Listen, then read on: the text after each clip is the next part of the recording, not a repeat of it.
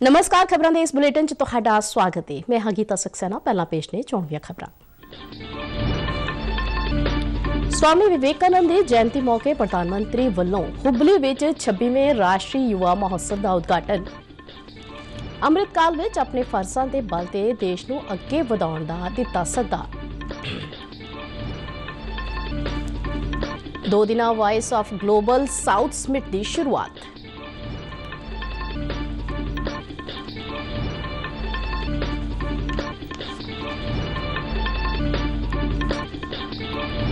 सेना प्रमुख जनरल मनोज पांडे अनुसार भारतीय सेना हर तरह की चुनौती नाल नजिठण लई तैयार।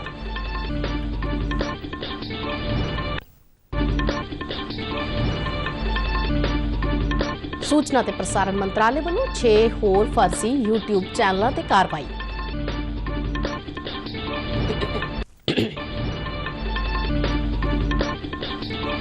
पंजाब और हरियाणा हाईकोर्ट ने 13 टोल प्लाजिया ते किसानों वालों लगाए पक्के मोर्चों संबंधी पंजाब सरकार तो स्टेटस रिपोर्ट मंगी। मोर्चे हटाउण नूं यकीनी बनाउण लई कहा। ते हुण खबरां विस्तार नाल। स्वामी विवेकानंद के जन्मदिन नूं अज देश राष्ट्रीय युवा दिवस के रूप में मना रहा है। आज तो राष्ट्रीय युवा मेले की शुरुआत हो रही है। प्रधानमंत्री नरेंद्र मोदी ने कर्नाटक के हुबली विच 26वें राष्ट्रीय युवा महोत्सव का उद्घाटन किया। इस मौके अपने संबोधन में उन्होंने कहा कि 2023 में मनाया जा रहा है युवा महोत्सव बहुत खास है, क्योंकि यह एक ऊर्जा महोत्सव और आज़ादी का अमृतकाल का सुमेल है। और कहा कि अज अमृतकाल विच सानू अपने फर्जां नूं समझदियां होया देश नूं अगे वधाउणा है। इस मौके उन्होंने स्वामी विवेकानंद जी नूं श्रद्धांजलि भी भेंट की। आज अमृतकाल में हमें अपने कर्तव्यों पर जोर देते हुए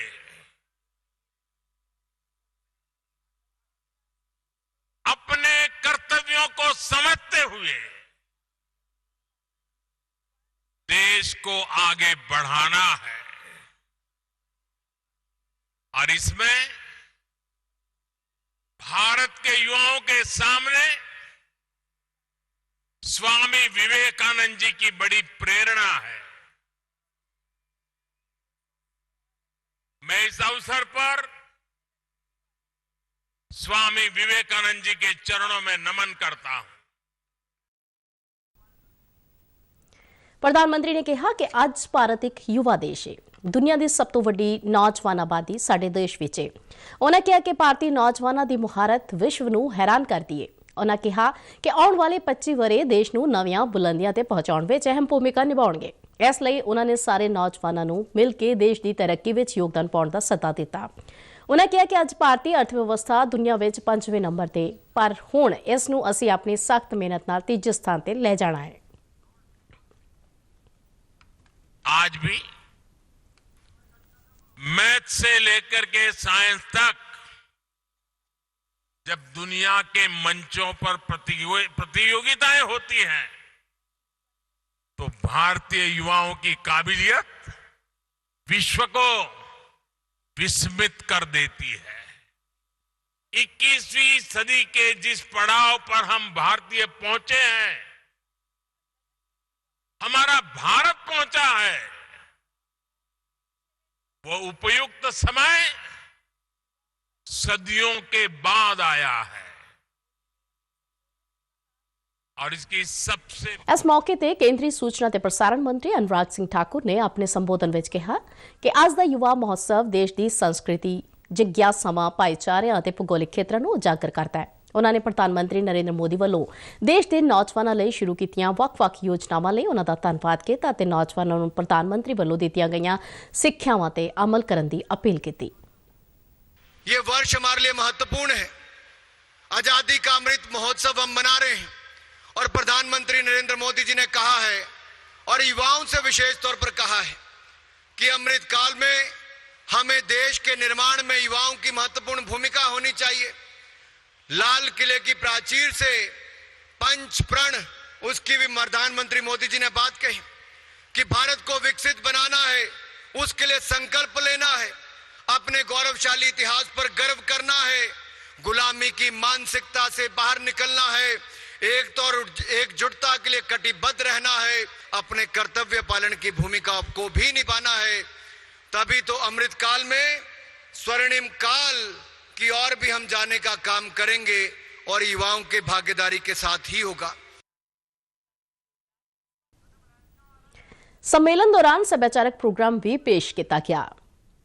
इस वरे राष्ट्रीय युवा महोत्सव अज तो शुरू होकर 16 जनवरी तक चलेगा। इस महोत्सव का थीम विकसित युवा विकसित भारत रखा गया है। देश भर तो लगभग 7,500 नौजवान इस महोत्सव में हिस्सा ले रहे हैं। इस मेले का आयोजन हुनरमंद नौजवानों को राष्ट्र निर्माण वाल प्रेरित करन अते राष्ट्रीय पद्धर ते पछाण बनाउण लई कीता गया है। राष्ट्रीय युवा मेले राਹੀਂ देश के सारे हिस्सों तो ਵੱਖ-ਵੱਖ संस्कृतियां एक सांझे मंच ते एकत्रित होंदियां ने। यह मेला हिस्सा लैण वालियां नूं एक भारत श्रेष्ठ भारत की भावना नाल जोड़दा है। इस बार के सम्मेलन में 5 विषयां काम, सनअतां अते नवाचार, जलवायु तब्दीली, सेहत, शांति अते सांझा भविख ते चर्चा की जाएगी। इस मौके ते स्थानक रवायती संस्कृतियां नूं उत्साहित करने लई मुकाबलियां दा भी आयोजन किया जाएगा। भारत की मेजबानी विच 2 दिना voice of global south summit अज तो शुरू हो गया है। प्रधानमंत्री नरेंद्र मोदी ने वर्चुअल तौर पर इस समिट का उद्घाटन किया। उद्घाटनी समागम में कई देशों के नेता वीडियो कॉन्फ्रेंसिंग राਹੀਂ शामिल हुए। सम्मेलन का विषय एक स्वर्णिम सांझे उद्देश्य नूं उजागर करना है। यह पहल प्रधानमंत्री नरेंद्र मोदी के सबका साथ, सबका विकास, सबका विश्वास अते सबका प्रयास अते भारत के वसुधैव कुटुंबकम के सिद्धांत तो प्रेरित है। अपने संबोधन में प्रधानमंत्री मोदी ने आलमी दखण के महत्व को रेखांकित करदियां अंतरराष्ट्रीय नीति फैसलियां विच इस दी वधेरे भागीदारी ते जोर दिता। उन्होंने कहा कि वधेरे आलमी चुनौतियों दे विच आलमी दखण की भूमिका नहीं है, पर इन्हां आलमी चुनौतियों तो आलमी दखण सब तो वध प्रभावित है। प्रधानमंत्री ने संयुक्त राष्ट्र विच सुधार की लोड़ ते भी जोर दिता। India has always stood for a greater role for developing countries in determining our common future. Excellencies, as India begins its G20 presidency this year, it is natural that our aim is to amplify the voice of the global South.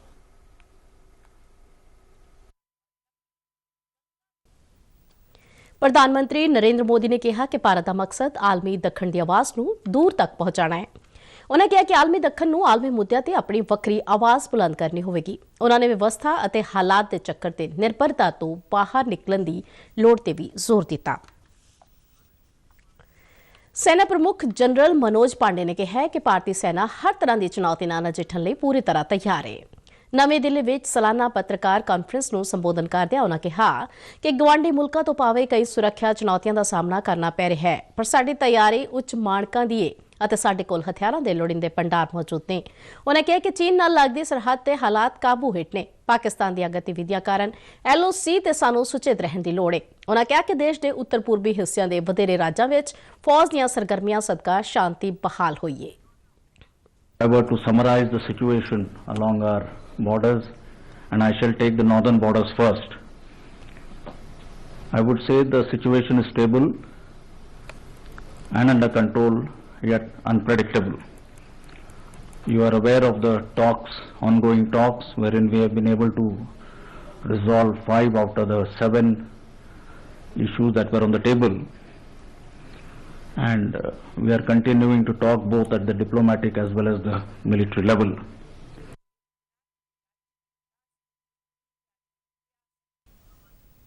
इस मौके पर सेना प्रमुख ने सेना कर्मियों की सेहत नाल संबंधित धनवंतरी ऐप और अग्निपथ योजना नाल जुड़िया सॉफ्टवेयर भी लॉन्च किया।